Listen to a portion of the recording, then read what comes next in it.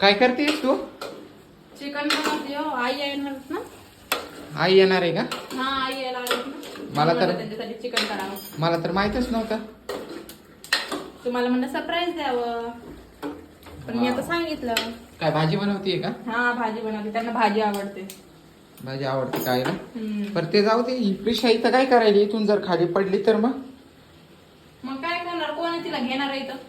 पण ती जर पडली तर मग आता नाही पडत ती. बस ती रोज, तिला सवय लागली. कस काय सवय लागली? मग जर ती पडली तिला काय झालं तर मग